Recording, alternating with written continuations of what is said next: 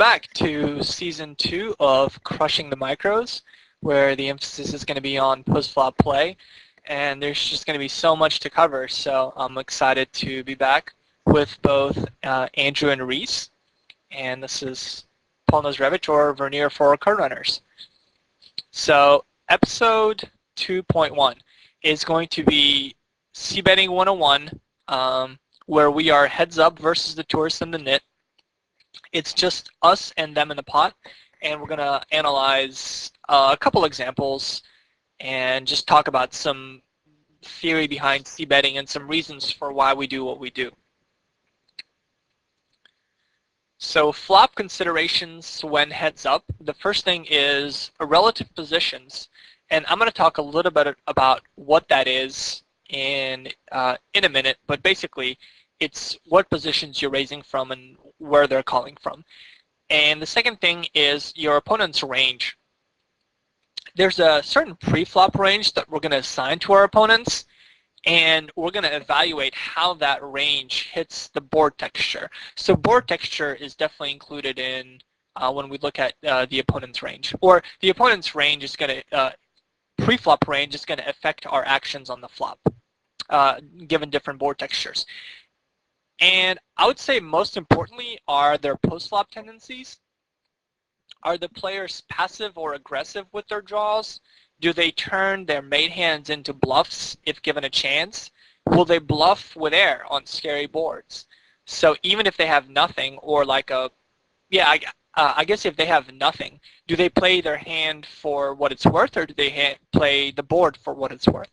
But today we're mostly going to focus on straightforward players, players who, like the nit and the tourist, are not going to be that concerned about turning made hands into bluffs or anything like that. They're just going to play.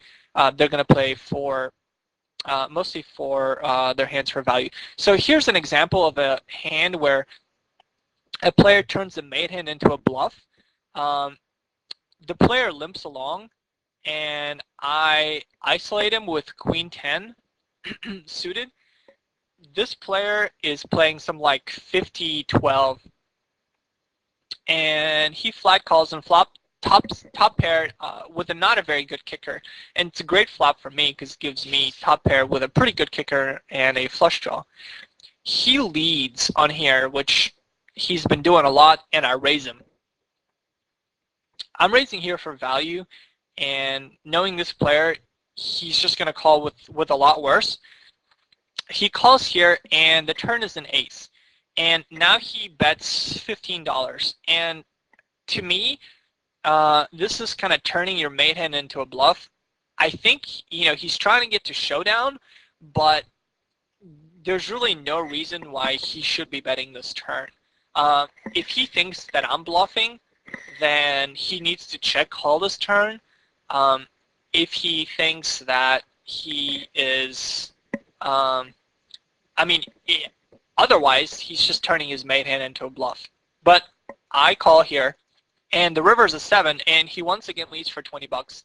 And again, this is just a classic example of he has a hand with some showdown value. By betting here, I'm only going to fold out worse, and I'm going to call him with better. And he has some showdown value, so he's just turning his made hand into a bluff. The players that we're going to talk about today, they're not going to do things like that. Once we know that players do things like this, then we need to make an adjustment for them. Your bully type players, your drunk type players, I would say this is the kind of play that's reflective of kind of a drunk. But the players that we're going to talk about today are not going to do things like that. So anyhow, given all that, we want to come up with a plan for getting max value out of what we know about 1, 2, and 3. So let's talk about relative positions, or the first thing here. So the bigger the gap between you and your opponent pre-flop, the tighter the range of hands he will have post-flop, for the most part. So number 2, whether the opponent will be in and out of position tightens or loosens his range. So what do I mean by that? if you raise under the gun and somebody calls from the small blind, they're probably going to call with a very tight range because you're going to be getting the most respect because your assumed range for raising under the gun is going to be the tightest. And conversely, you're going to get the least respect when you raise from the small blind and your opponent calls in the big blind because in the second case, they're going to be in position against you and you have what they're assuming to be a pretty liberal range. So we want to really focus on getting max value out of ranges. In this video, we're really going to focus on the first 2 points. The first being getting worse hands to call and getting better hands to fold. In the later videos, we're also going to start incorporating getting players to bluff versus your hand, either now or on later streets. And the two players to focus on today, the tourist and the nit, they're really not going to be bluffing that often for different reasons. But later on, there's definitely going to be times when we'll play our hand in a certain way that by betting it, we really wouldn't get much value. But there's definitely value in inducing bluffs. So, all right. Let us go on to the central idea versus the nit and the tourist. Basically, continuous aggression will continue to narrow down your opponent's range. And as the next two examples will illustrate that. By the river, we should have a very good idea of what these players have and how they are going to act. So aggression versus these two players is really going to make our life easier. Versus the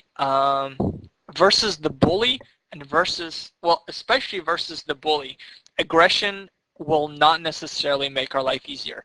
But against these two players, it certainly will. So, do you guys have any questions about anything we covered so far, or do you want me to go back to any of these slides before I proceed to the examples, or is there anything that you want to kind of go back and talk about? I just wanted to ask you a quick question about the the hand that you showed with the Queen 10 of diamonds. Yeah, I'll bring that back. Do you not think that his turn bet, I mean, obviously it's giving you odds to draw if you're on a diamond draw, but that might be on the turn. Yes. On the river, I totally agree. I think betting out completely turns his hand into a bluff. I mean, you're folding out all your missed draws, and whenever you call, you've got better than a 9 kicker if you've got a 10. Right.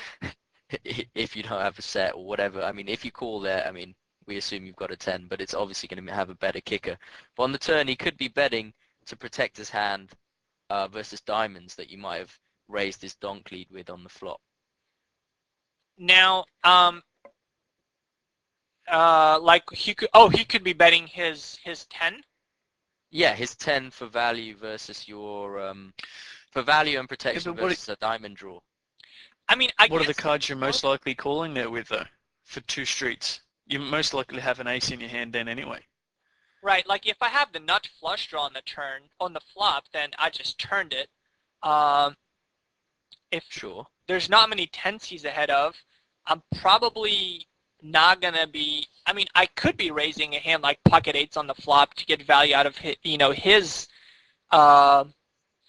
draws. If I think he's on a draw, then I could certainly raise pocket 9s on the flop, but I think I'm just going to either fold or call, or actually, I think I'm just going to fold him on the turn if he bets again, if I have pocket 9s, just because, he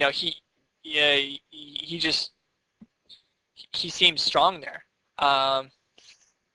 Okay, I could see you like raising like a 6-5 suited with a gut shot and a flush draw on the flop.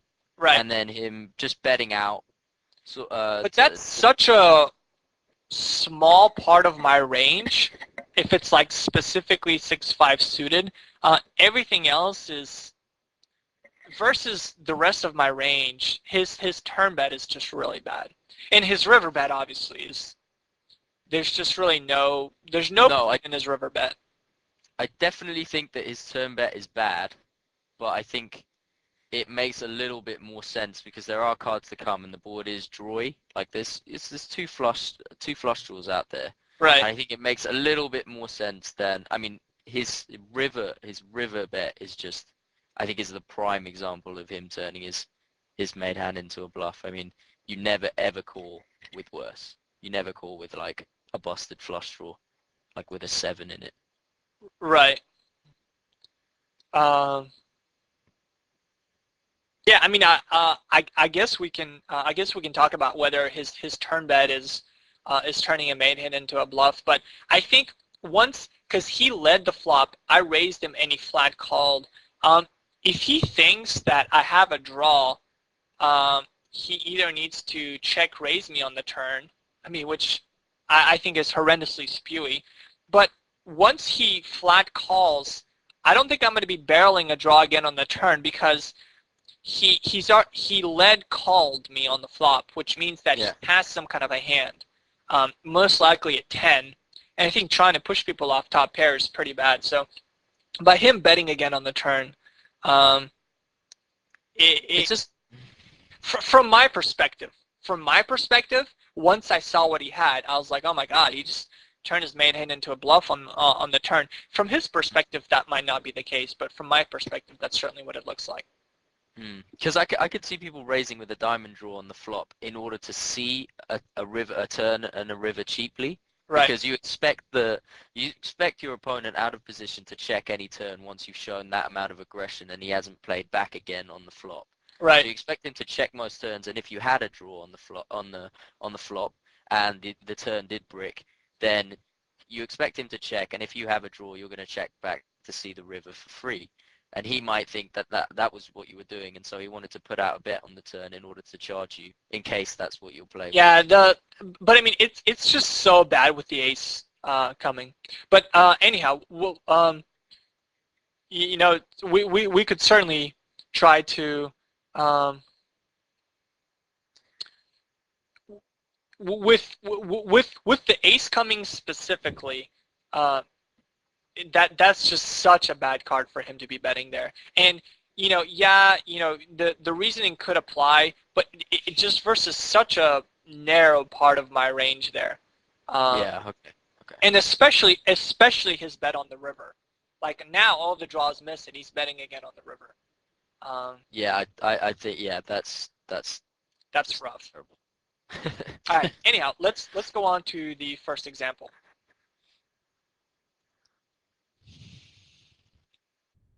So here's example number 1, where we raise ace-jack suited from early position, and in fact from under the gun, and get called by a nitty small blind, and the flop comes 7-queen-4.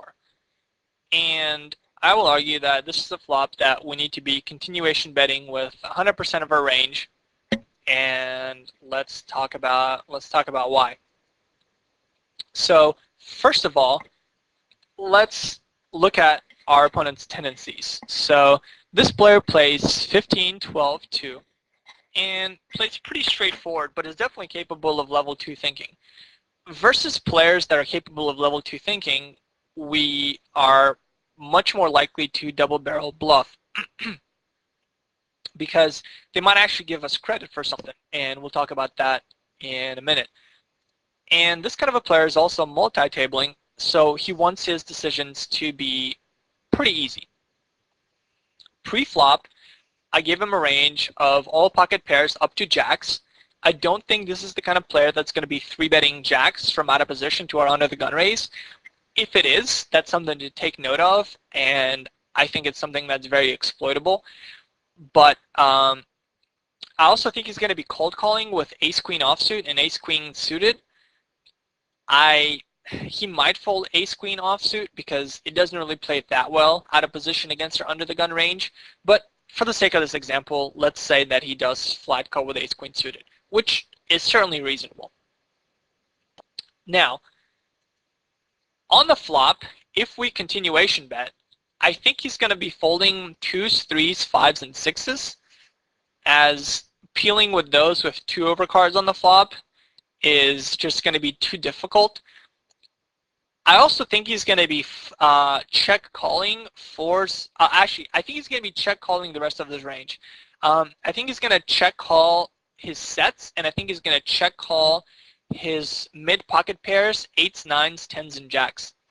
It's much more unlikely that he has jacks because we have a jack ourselves. So there's not many more combinations of jacks that are out there.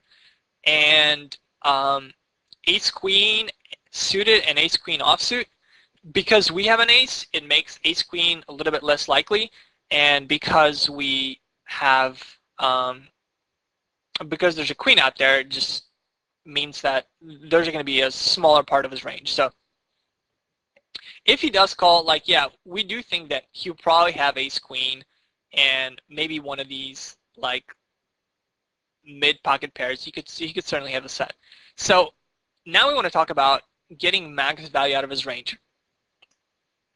The reason we want to bet is because right off the bat, it folds out 40% of his range. So 2s, 3s, 5s, and 6s constitute 40% of what he could have on this flop. That what he can have pre-flop, and it folds that out. So it's already going to be profitable. In addition to that, we want to be thinking ahead on what kind of cards are going to be good cards to double barrel. And I'm going to argue that any club, any king, and any 10 are going to be good cards for us to double barrel. And I'll explain why in a minute. So if a jack or an ace turns, there's not going to be much value in betting again, as we're either crushed on the turn by his set or his two pair in that case, or his ace queen, and or he's going to be drawing the 2 out. So I don't think there's going to be much value on the turn if we bet. All right.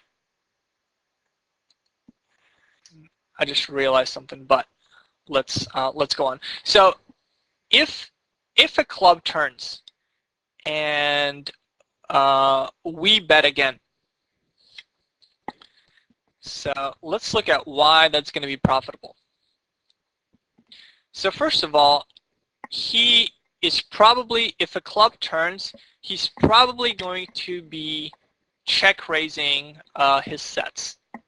So that's going to happen 18% of the time. He'll probably check call his ace queen, and that's going to happen about a quarter of the time. But I made a note here. How happy do you think he really is check calling his queen again on the turn here? Other thing to notice is we're kind of deep, but even if we weren't deep, it's still going to be a good spot for us to double barrel. So, you know, if we're barreling twice and he has ace queen, like I just don't think he's going to be very happy, and I'll talk about that in a minute on why. But I do expect him to fold his 7s, 8s, 9s, and 10s. If he has jacks, because we have a jack, it's less likely that he has jacks, but I do expect him to fold the rest of his range once we bet again on the turn. And the main reason for that is he is a level 2 type thinker, which means that he's definitely going to be thinking about what we have. So let's switch perspective. So from his perspective, he check called once, which means that he has a piece of this board. Yet we're betting again on the turn. So what's our range for raising under the gun and betting again on the turn? Well, we could have certainly pocket 4s, pocket 5s, and pocket 7s for a set. We could have aces, kings, and queens. Queens has, of course, top set. Aces and kings are going to be double barreling to get value out of, potentially his ace queen. We could have ace queen suited ourselves and ace queen suited and ace queen offsuit. So if he has something like 8s or 9s, by barreling again, we're just charging him for that. And the two things that he's ahead of with ace queen basically are ace king suited with clubs and ace jack suited with clubs. So he's basically ahead of a flush draw if we're barreling him again on the turn. And versus our range, that's just not very good. So while I do think that he will call with ace queen, he'll check call with ace queen. I just don't think I don't think he's going to be very happy. So versus a level 2 type player, you can definitely switch the perspective and say, how does he feel about the hands that he has once we show aggression again on the turn? Versus a tourist, I would be a lot more apprehensive about doing so, because I think that first of all, a tourist will have a much wider range of hands there. Like he'll have the queen jacks, he'll have the king queens. There's just a lot more queens that he'll have. Versus this player, the only queen I think he'll show up with here is ace queen, and because we have an ace ourselves, it makes ace queen a little bit less likely. So, do you guys have any questions or comments so far about the way this hand is played out? Hello? Hello. Only that king queen that I spoke to you about before. I still don't see him folding out king queen earlier. So you were still saying like nervous if we have king queen, then should we be betting the turn again? Yeah. And I said I don't really see much reason for betting the turn again with king queen, because if we have king queen, that's definitely part of our range. The reason I don't think we should be betting it, because I don't expect them to fold ace queen, and I don't expect to get that many more streets of value out of jacks or tens. So if I have king queen, I'm probably going to check the turn behind. If he checks to me on the river, I'm going to put him on something like jacks or tens or eights or nines, and I'm going to bet again on the river, and I'm going to get value there. So I don't think nines can take much heat on this kind of a turn. Mm-hmm. The reason I think a 10, if a 10 turns, then we pick up some additional outs towards the straight, and I do think that, like with a turn, we can fold out nines and eights. So we're just folding out more of his range. And although now that I think about it, a 10 is not a great card to be barreling, as it only folds out nines and eights. So, and he could have turned a set of tens. So I'm gonna go back and fix that. All right. So 10 is not necessary, but a king is definitely a mandatory double barrel, because ace king is a big part of our range. King queen is a big part of our range. When a king turns, I think he can only continue this. What about an ace? What about an ace? I don't think so, because then we have some showdown value. So again, an ace is like a jack turning, where we don't expect him, like he'll still call with ace queen, but I don't expect him to give us. I don't expect to get 2 more streets of value out of an ace. So I would rather go for pot control there. And if he has a 2-outer, then he's not looking for a 2-outer. Well, if you think about it, how did your opponent get to the turn with an ace that you can get value out of? Yeah, I mean, there's really not. So he's not going to be calling the flop with ace 10, and if he's got ace, I was just thinking that he might call with king queen. I was thinking he might call with king queen, and you'd be there with king queen, but then you're only going to get 1 more street of value out of him then, so you can either bet the turn or the river. Right. But you're probably better off betting the river. Yeah, I would say so. For pot control, yeah. Yeah, that's cool. That's cool. The final thing so after we've done everything like this, and the hand goes to showdown, we want to take note of anything that might be exploitable.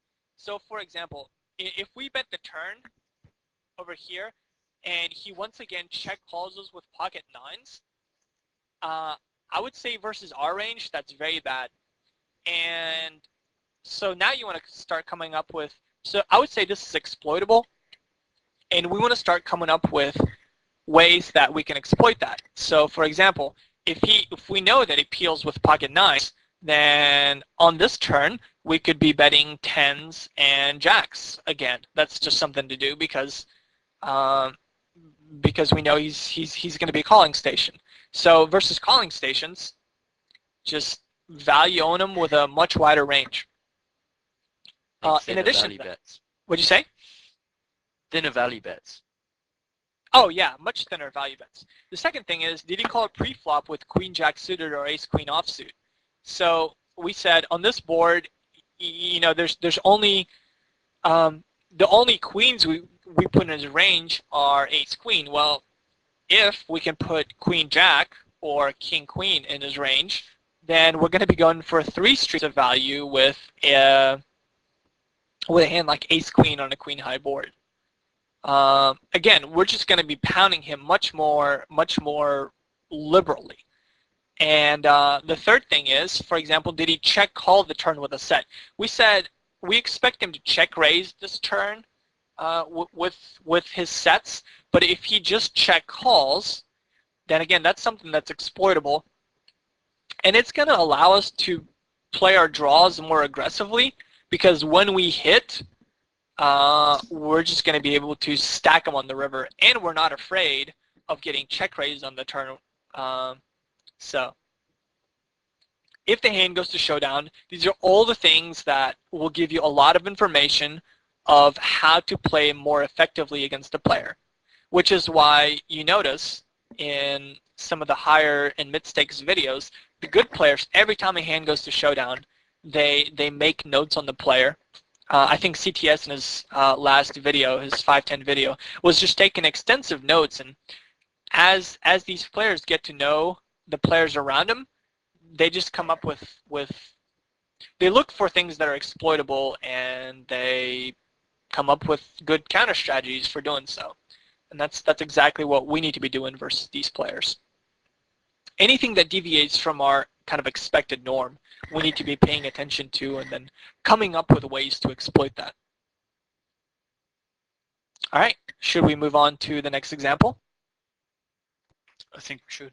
All right, let's do it.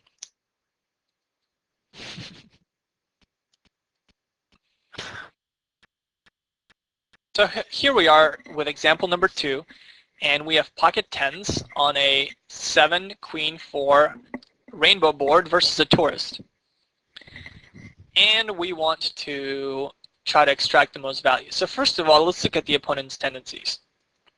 He's going to be playing 28, 9, 1, and mostly thinking on level 1, likes to get to showdown, doesn't like to fold, but won't float with complete air.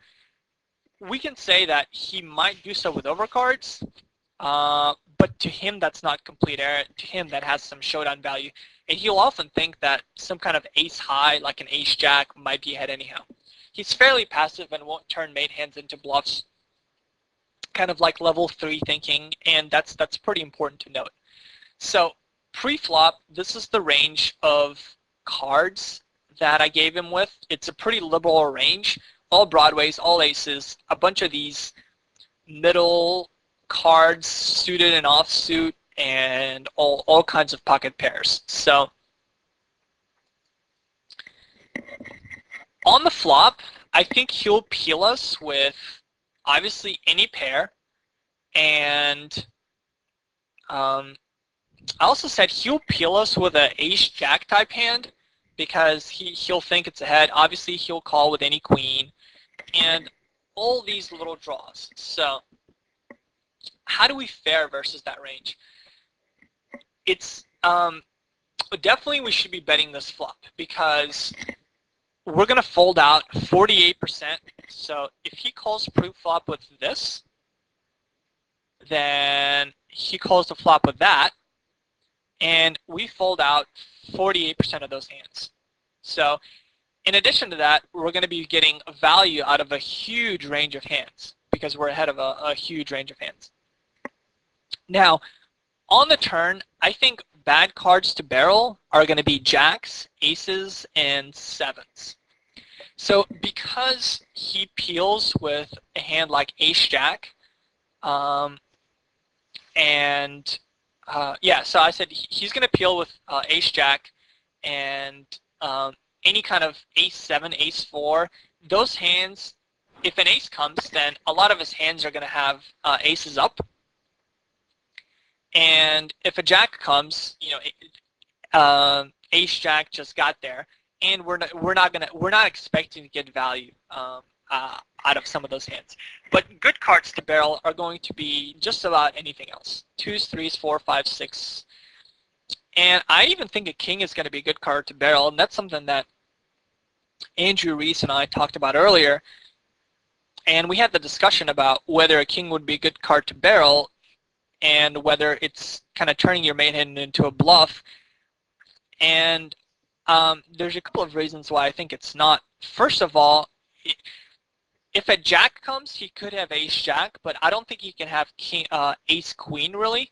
I mean ace king, because I think ace king he's still going to be 3-betting us pre-flop. So the only hand that a king really helps him is if he has king queen, and we're crushed by that anyhow, and we're going to get raised on the turn. But versus this player, and this is the point that Reese made, he's going to be calling with so many draws anyhow that if a king comes, we're still betting for value versus his hand like ace 7. We don't know. He might fold. I just don't expect him to be folding a 7 there anyhow. But he might. Maybe he'll fold a 7. So, but it's just going to make our hand easier to play if we bet again. So,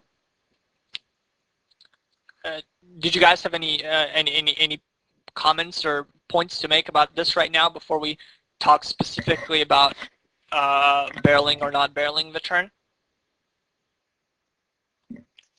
I think it's important to make the distinction between barreling as a bluff and then barreling the turn, barreling good turns for value versus his range.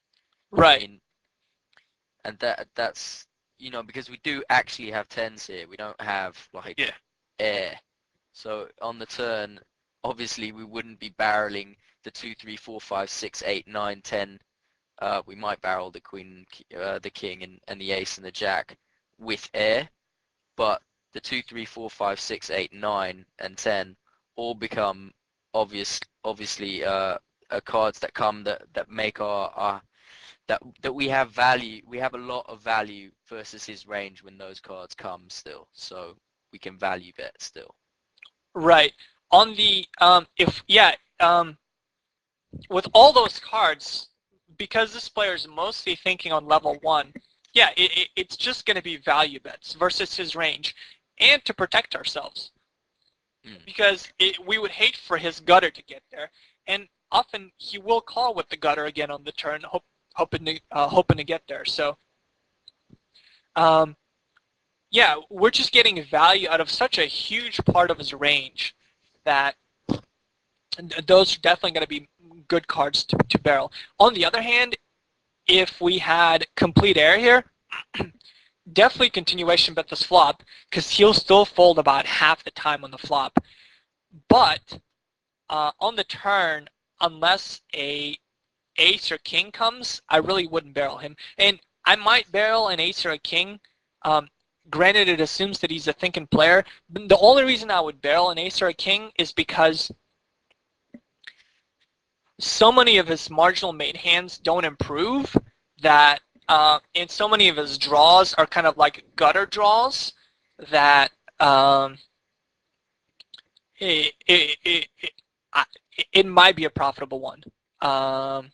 Obviously, once the hand goes to showdown, you'll have a better idea of what kind of hands he's playing the way he is, and you'll be able to play more profitably. But with tens, so much of this is just going to be for value. Yeah. All right. We said most of his range. Oops. This is. I think a king is a good card to barrel. Let me change that.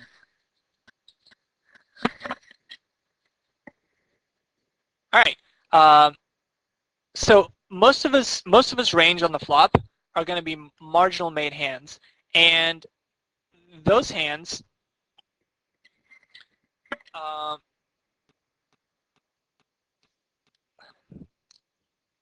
let me see. If an ace, if an ace or a jack comes, we don't expect him to call another bet with a 7.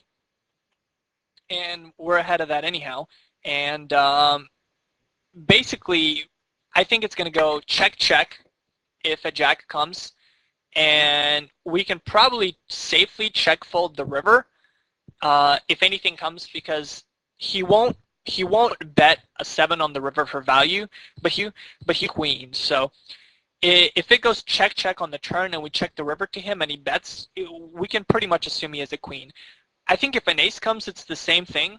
So many of the hands he calls the flop with include aces that it's just a lot more likely that he has an ace. Also, if an ace comes and he has something like pocket 6s or 7/8s, he won't bet that on the river. So he'll just look to get to showdown. But if he bets on the river and an ace comes on the turn, and we check, and then he will probably bet the river if he hit the ace. He might even check a queen behind on the turn. So an ace is a bad card to barrel. Jack is a bad card to barrel. A 7 is a really bad card to barrel because often he will have a 7 himself, and he'll never fold a queen. So, and he probably won't call you with worse. So it's just a clear case of getting value owned. The only hands that you could possibly get value out of if a 7 turns are 8s and 9s, and that's just such a narrow range of hands. On the other hand, all other cards are going to be good cards to barrel because he's just going to be looking. Any kind of low card is not going to be a scare card to his 7 or 4, or like 6s or 5s or whatever, and also is going to improve his hand. So so many of his hands that he has on this flop are like gut shots, like 8-6 or 8-5, that if a turn is a 5 or a 6, now have like a pair and a draw. So he's just going to be looking to continue with those hands. And because he's passive, he's going to be playing his draw passively. And he's not going to be looking to raise you because he suddenly improved to like a pair and a draw. On the other hand, if a low card comes and we bet the turn and now he raises us on the turn, we can safely assume that he either has a set or a 2 pair or better. Yeah, so basically that he has 2 pair or better. So we can safely bet fold a lot of the turn cards because we think that he'll still call with draws, but he'll just look to bet fold, or he'll just look to fold out. No. He'll look to raise only his monsters on the turn. In addition, a queen is a really good card for us to barrel again because, first of all, it's less likely that he has a queen, and he still won't fold a lot of his. He still won't fold a 7. He won't fold 6s. He won't fold 5s. He just won't fold anything other than maybe some gut shots if a queen turns. And we're just going to be getting so much value out of our hand if we bet the queen again. Finally, one of the things I wanted to talk about is this idea of overrepresenting our hand. If the queen turns and we bet strongly again on the turn, we're essentially overrepresenting our tens. But by overrepresenting the strength of our hand on one street, we can get people to play straightforward against us on the later street. So if we bet again strongly on the queen and the river comes a blank, we can sometimes even get him to check behind trip queens on the river. Although, no, maybe that's being a little bit too ambitious. But basically, by betting the queen strongly again, we can very comfortably check fold any kind of a river. And sometimes, if he has a marginal queen if he has a marginal queen like a queen 9 on the turn, it's just going to be much easier for us to play if we bet strongly. So, do you guys have? Maybe this was not the best. This idea is really important. But maybe the queen turning was not a good example of this concept. This is a concept that we'll talk a lot about later on. But no, I don't think this is true now that I'm thinking about it. I don't think he'll check behind marginal queens on the river. I think he's still going to go for value. So, sorry about that. Do you guys have any No, I other? just don't think. I think it's a good. I think it's a good card to double barrel. I think the queen is a good card to double barrel because he's not likely, given his given this type of player's temperament, they usually don't give you much credit anyway. They're very suspicious naturally, I find anyway. And so when the turn pairs top pair, I just feel like you'll still get value out of like eights, sixes, fives.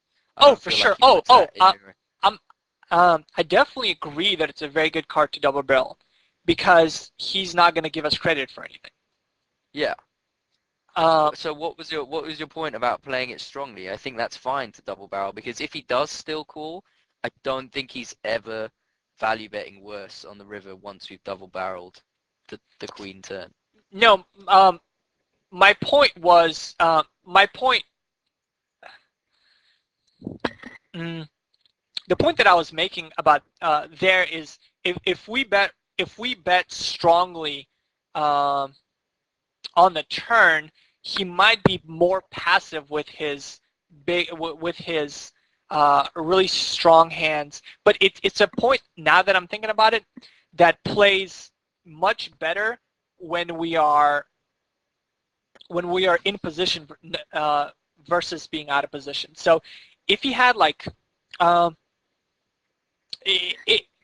I will talk about this later, this idea of overrepresenting our hand, but I just realized it doesn't really apply that well to this video.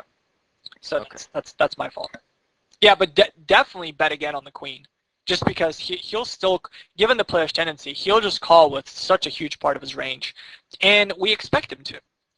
On the other hand, if a queen turned and we had air, it's a horrendous card to double barrel for the exact same reasons. We expect him to call us with 100% of his range, Yeah. All right.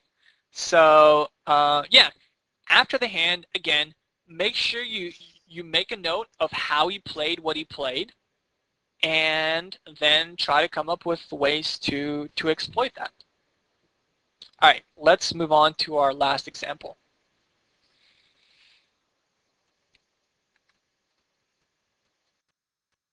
So here's the last example. We raise ace-king suited versus the tourist cutoff, and the flop comes 7-10-4.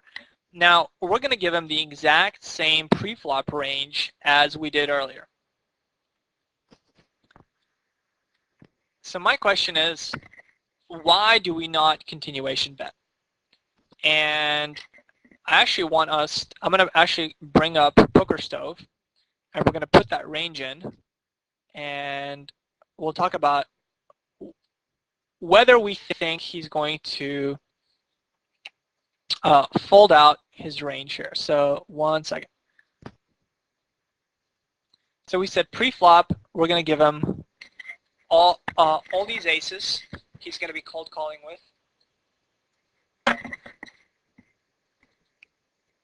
And when you are, I'm gonna give you guys a homework assignment, which is going to be to do this kind of analysis. So this will be a good exercise. We think he's going to be cold calling with all Broadway cards. We think he'll maybe 3-bet tens, but cold call with everything else. Suited down here, he's also going to be cold calling with these type hands. All the way, definitely suited connectors. He might even do it with maybe 5-3, we don't know. 5-4 offsuit, definitely, that plays well post flop for him. 9-7, 9-6, why not? You can hit a straight, you can hit a flush. 6-4, we could probably give him 2. So that's our range. Now on this flop, let me see if I can. 1 second.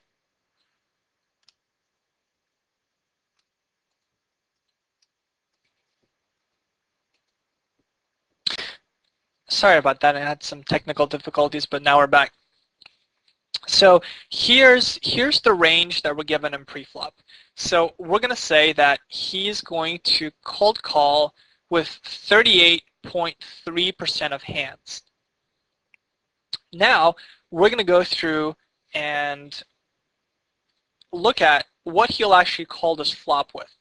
So we're going to make a note somewhere that he's going to cold call with 38.3% of hands.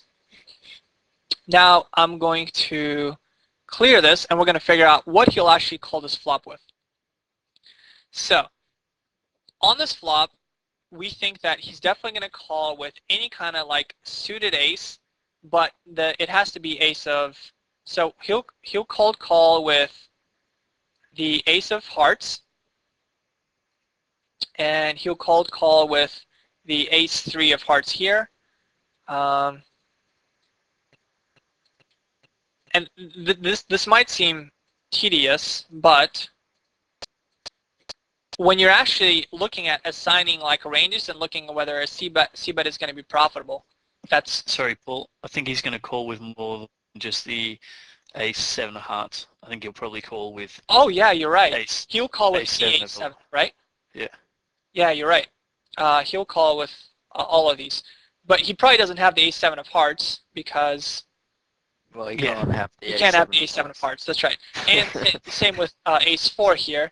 He will he'll call with any ace 4 suited. That's not a heart, right? Yep. Same with ace 10. He'll call with any of these. Oops, other way. He'll call with any of these. So ace jack suited, he will definitely. I think he'll call with all ace jack suited, because they're gonna have overcards, and he'll call with all that. Ace 2 offsuit, he'll probably fold unless he has the ace of hearts. So if he has the ace of hearts, he's probably gonna call that. So here's how you do that. So now that shows that he's gonna cold call with any kind of like ace of hearts. Same with ace 3. He's probably gonna cold call with any, and we can go through that here too. Ace 10, any kind of 10, he's going to be calling with that he called with preflop.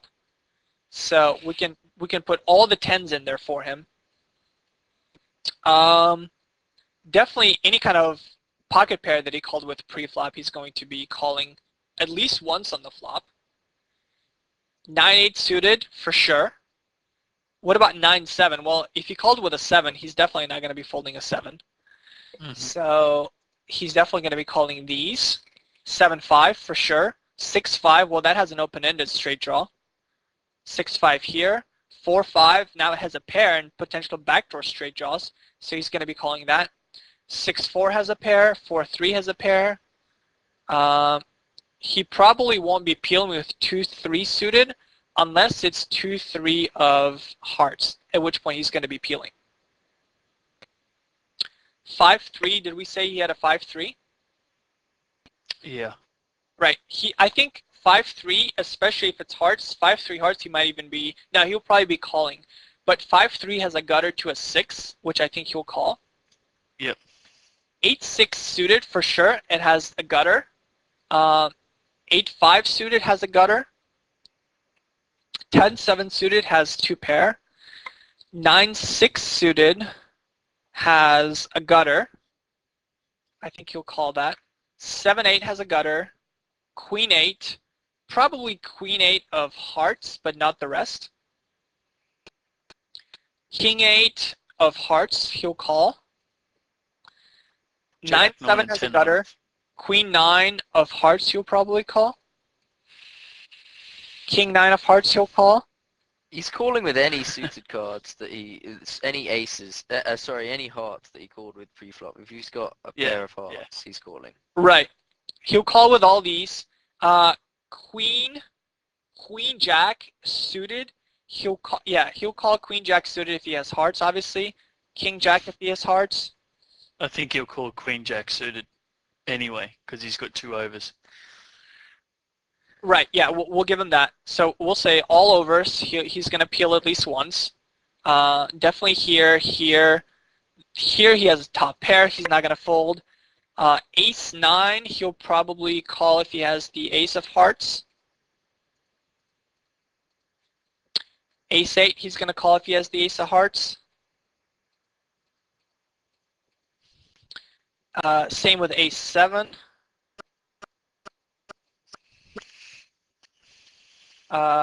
Here he's going to call, oh, ace 7 he's going to call regardless because he has a pair, right? So all ace 7s are going to call, all ace 4s are going to call. Ace 5 he's probably going to peel if he has the ace of hearts. So how does that look as far as the range of hands that, oh, down here, he has a pair here, he's got a gutter here, he might fold king 9 offsuit on this flop, unless he has the king of hearts. If he has the king of hearts, then he'll probably peel once. And if he has the queen of hearts, I think he's going to peel once.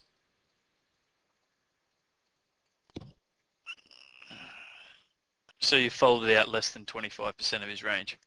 So, okay, so now that's 29.3%. And yeah, you basically fold out less than 25% of his range on this flop. And no turn is good for us. Unless it's the like ace of diamonds or ace of spades. No turn is really good for us. So if we, yeah, so 29.3% of hands he flat calls on the flop with. Flat calls or raises. And 38.3% of hands is what range we gave him before that. So I think, oh, 7-8 suited we also gave him. So that's 30.2% of hands. He's not going to be folding much here. But I think it's really important to go through and assign him like a pre-flop range and then kind of go through and figure out what kind of hands he's going to be cold calling with, because if nothing else, it helps get you into the mentality of this kind of a player. And then it just allows you to, once you realize what kind of hands he's doing this with, it allows you to modify your ranges and your bets and kind of develop a plan for why you're going to be doing what you're going to be doing. So going through this exercise is something that I want you guys to do for homework, and I already did it. I did it for you in examples 1 and 2, and I wanted us to do it together in example number 3. Mm-hmm. But I would say clearly, you know, he's only going to be folding 25% of the time. It's clearly not going to be a good continuation bet. So it's something that I think you intuitively knew, but like I said, I think it's good to actually go through that. Do you guys have any questions on this? No, it's great. No. So our homework number 1 is I want you to find a situation where you c-bet the flop and are called. I want you to assign a pre-flop range for the player that you c-bet against, and then I want you to assign a range of hands that the player will call you on the flop, kind of like what we've been doing. And finally, I want you to go through an analysis of good turn cards to barrel and bad cards to barrel, like we did in examples 1 and 2. I'm not sure why this says 1 and 1, but whatever. Maybe I'll change it so that it's all, here we go. And next week, we're going to start with an introduction to c-betting versus the more tricky and aggressive players. Well, we'll go over your homework, but then we'll do an introduction to c-betting into tricky and aggressive players and corresponding turn play. We're going to talk a lot more in here about delay c-betting and getting to induce bluffs.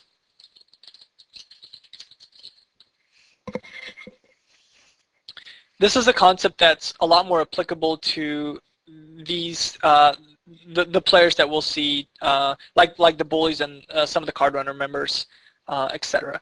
So that's really small. That's going to be our plan for next week. In addition to that, we'll go over your homework, and after that, after we do these first 2 sessions, then we're going to do a live review of a session that I had at 25 NL, because I want to start introducing a lot more live play into in between these sessions to kind of break things up. But any other questions or comments for this week or next week?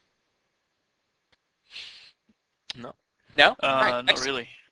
So hopefully it gives you some things to think about. And for card runners, this is Vernier saying goodbye and see you next week.